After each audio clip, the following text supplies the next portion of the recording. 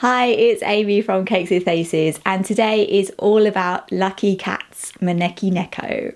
It's to celebrate the launch of my new Lucky Cat dress that I designed and the Super Lucky t-shirt which I'm wearing today.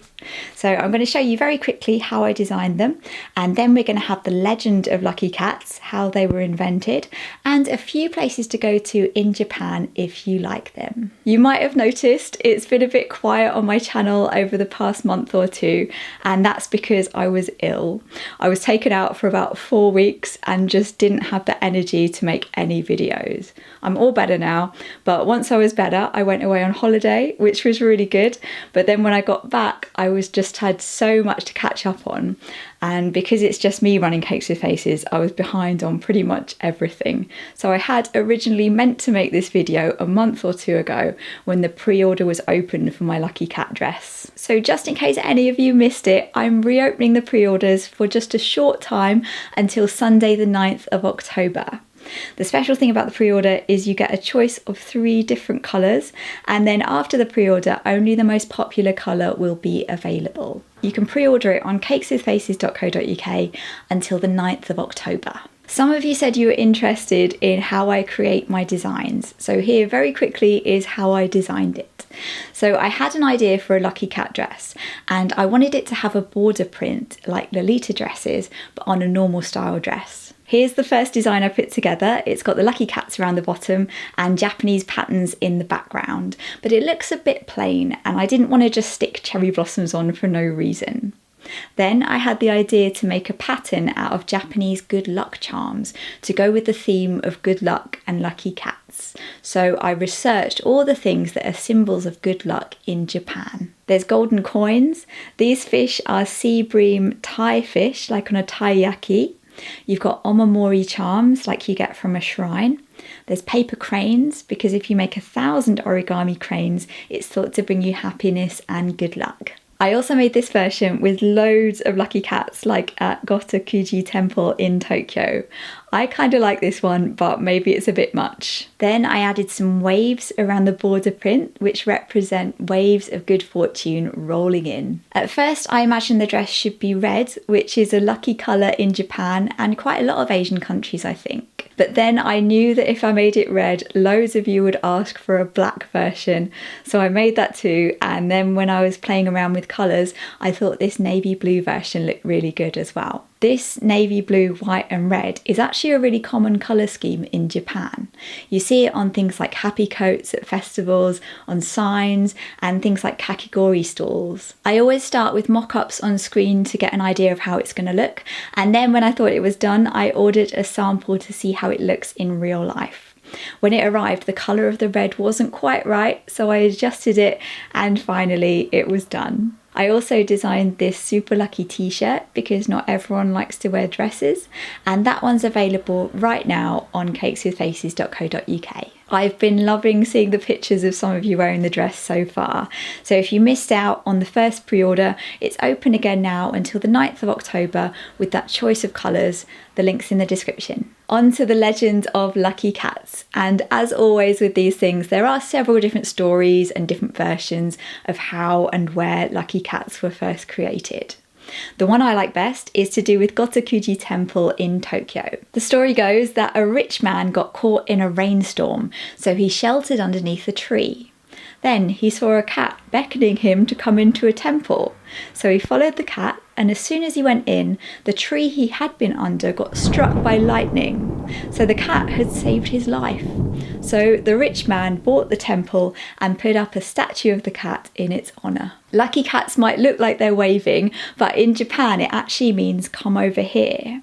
Gestures can mean different things in different countries, and I really don't know if I'm doing this right, but like we might go come here. In Japan it's flipped over, so your palm's facing downwards, and they would say come here, like a cat. If the cat has their left paw up, they're attracting customers or people, and if they have their right paw up, it's inviting good fortune and money.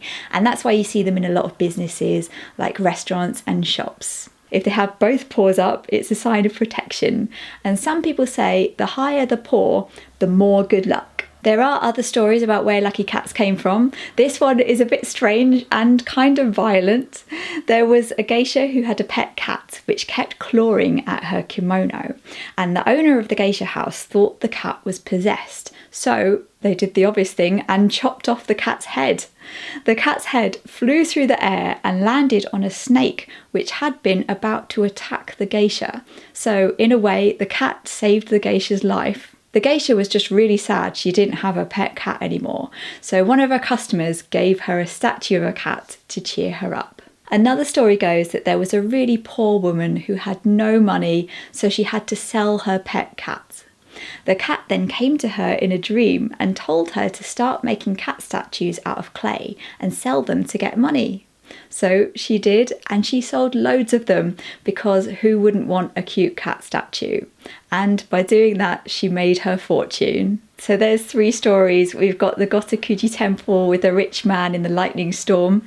There was the geisha and the cat and the snake, and the poor woman and the cat statues. Tell me in the comments which of them you like best. Now you get different colours of lucky cats, and different colours mean different things. These aren't always said to be exactly the same, but white is for happiness, black cats protect you from evil, red is for good health, gold for wealth and prosperity, pink for love and romance, blue for success in education, green protects your family, and calico, the traditional colour, is thought to be the luckiest of all. And finally, I've got some places to go around Japan if you like lucky cats. The first one is the most well known. Gotokuji Temple in Tokyo has displays of lots of lucky cats, and you can buy cat figures of various different sizes. The temples on the west side of Tokyo take the Adakyu line from Shinjuku Station to Gotokuji Station, which takes 10 minutes, and from there it's just over a 10-minute walk to the temple. So it's not a long trip, but it is slightly outside the central area and probably not somewhere you'd just be passing by, so you do need to make a special trip to it. But it's a nice walk from the station to the temple along these quiet streets. It's much more chilled than central Tokyo. I forgot to mention this cute Maneki Neko tram that runs by the temple on the Tokyu Setagaya line. You have to get a train from Shinjuku or Shibuya and then change to get on the tram, but it's so cute it might just be worth it. And there are cat decorations inside the tram as well. Next, in Okayama, which is between Osaka and Hiroshima, there's the Maneki Neko Museum of Art with 700 lucky cats. There's also a lucky cat museum in Onomichi, which is at one end of the Shimonami Kaido, which is that cycle over all those bridges to Shikoku.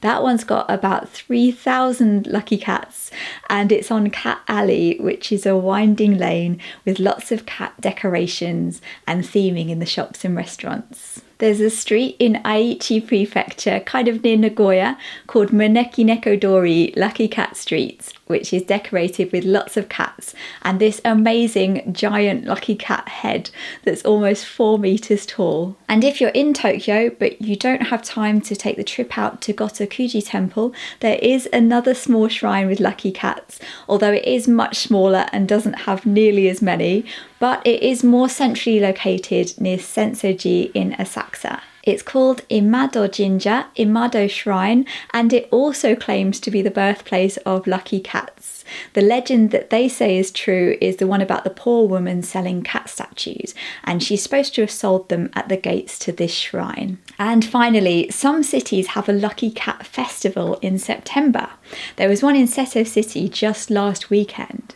There were displays of lucky cats painted by artists, face painting to give everyone cute cat whiskers, and a special lucky cat shaped bento lunchbox, which I couldn't find a picture of, so you'll just have to imagine how cute that must have been. The festival's in September because the 29th of September is Lucky Cat Day.